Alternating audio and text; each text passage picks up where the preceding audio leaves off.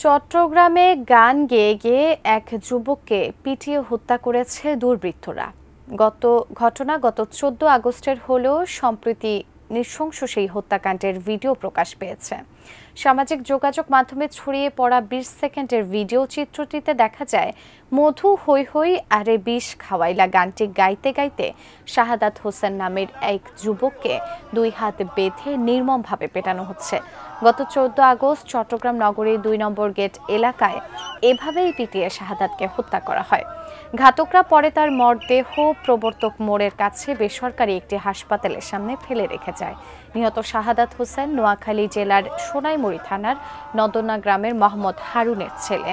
চট্টগ্রাম শহরের বিআরটিসি এলাকায় বয়লার কলোনিতে থাকতেন তিনি। ঘটনার পরের দিন 5 লাইশ থানার নিহতের চাচা মোহাম্মদ হারুন অজ্ঞাতদের আসামি করে হত্যা মামলা করেছেন। এই ভিডিওটি ছড়িয়ে পড়ার পর তদন্তে নেমেছে পুলিশ প্রশাসন।